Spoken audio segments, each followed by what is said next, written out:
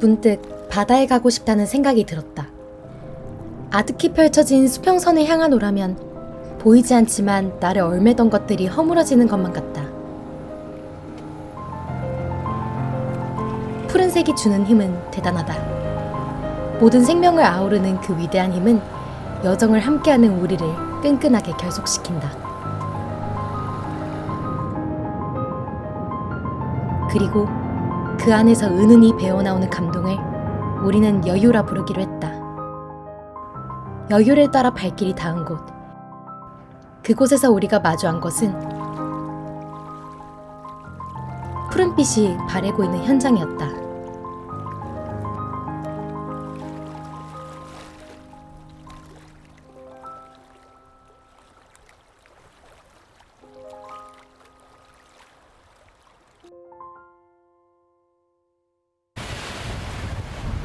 해수욕장. 휴식을 위해 많은 사람들이 찾고 있으며 우리도 이곳을 찾았다. 여유를 만끽하기도 전에 발견한 건 사람들만큼이나 많은 쓰레기들.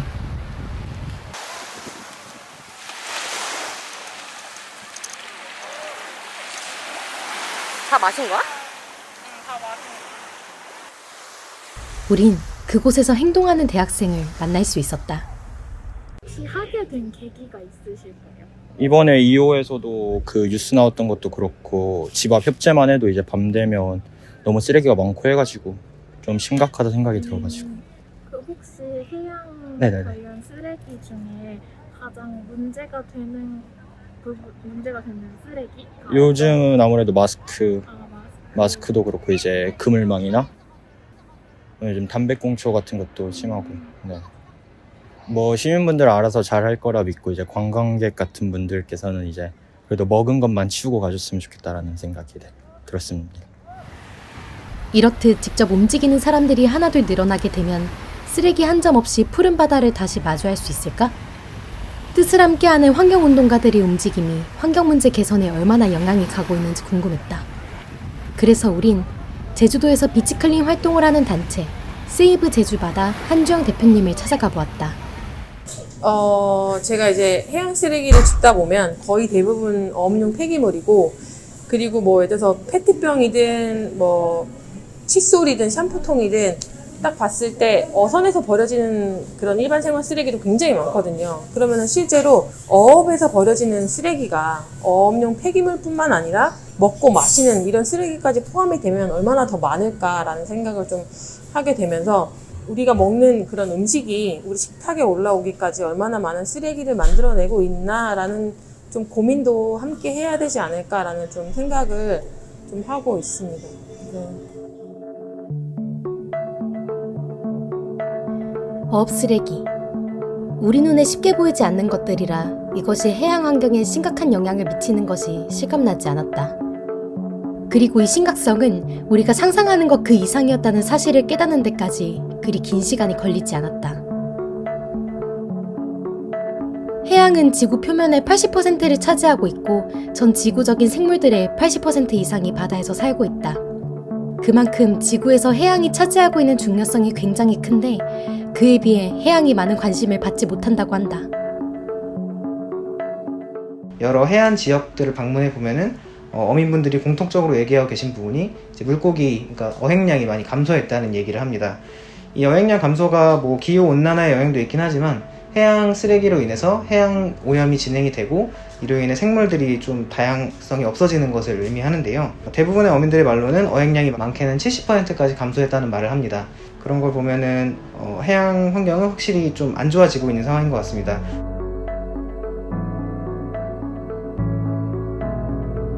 이렇듯 해양 환경의 심각성을 증폭시키는 어업 쓰레기에 대해 다시 이야기를 해보자. 한국의 연간 해양 쓰레기 발생량은 84,105톤으로 추정되고 있고 이 중 해상에서 유입되는 쓰레기가 54,444톤으로 60%를 차지한다고 한다. 그런데 이 60%의 해상 쓰레기 중 50%의 비율을 차지하고 있는 것이 폐허구와 폐부표. 이것은 국내에서만 국한된 문제가 절대 아니다.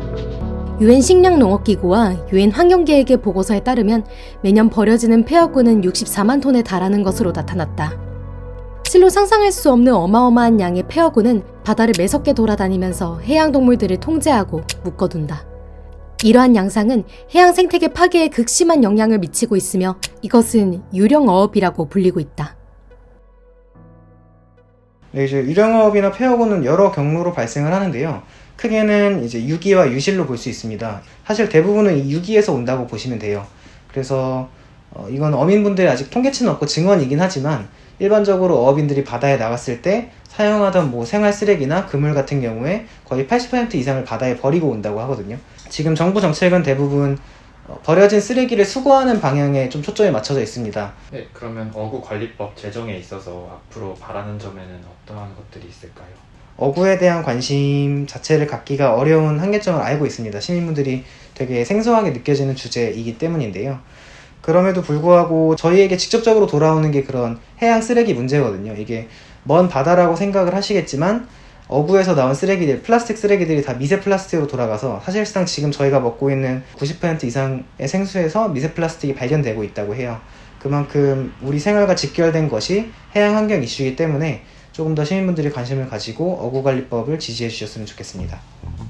환경운동연합은 기존 수산업법과 별개로 어구의 투기를 근절하기 위해 어구의 생산, 유통, 사용 후까지의 저생애를 관리하는 어구관리법이 따로 필요하다는 주장을 하고 있다.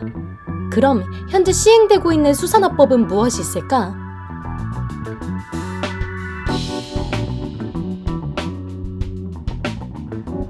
우린 법률 안에서 생분해성 어구가 눈에 띄었다. 실질적으로 해양 환경을 크게 파괴하는 주범이자 유기율이 높은 어구가 생분해되어 사라진다면? 그러나 한계점은 분명 존재하는 것처럼 보였다. 한계점이 존재를 하죠. 생분해성이라는 게 사실 되게 허울 좋은 얘기예요. 생분해가 몇 년 안에 되느냐, 그게 되게 핵심적인 문제인데 너무 빨리 생분해 진짜 물에 닿으면 스스로 없어지는 정도라면은 사실은 사용할 수 없을 것이고, 사용할 수 있을 정도의 그물이라면 분명히 제대로 썩지 않을 겁니다. 근원적으로 어업 자체를 우리가 줄이고 수산물의 소비 자체를 줄이지 않는 한은, 그러니까 우리가 바다를 좀 덜 써야 돼요. 지금처럼 쓰면서 바다의 문제를 해결하겠다? 이거는 앞뒤가 맞지 않는 발상이라고 할 수 있죠. 예전에 막 진짜 통통배 타고 나가서 자기 마을 주민 먹을 정도의 어류를 포획하고 섭취하고 이 정도는 아무 문제 없었어요. 근데 지금 문제인 거거든요. 너무나 기업화되고 상업화되고 기계화된 현재의 수산업이 문제인 건데 2050년 정도에는 지금 상태로 계속 어업이 계속 되었을 때 바다가 비일 거라고 하거든요. 근데 이 2050이라는 숫자는 학자들마다 생각이 다양해요. 하지만 그게 100년도 안 되는 기간이라는 것은 모두가 다 확신하고 있는 그런 어떤 의견이 모아지고 있는 기간인데, 이 수산업이라는 게 앞으로도 계속 100년, 200년, 300년 갈 수 있으려면은 현재 규제가 필요한 거고, 현재 새로운 방식의 수산업에 대한 고민이 필요한 시점이라는 거죠. 이미 너무 늦었고, 근데도 불구하고 해야 되는, 늦었기 때문에 더더욱 빨리 해야 되는 그런 상황입니다.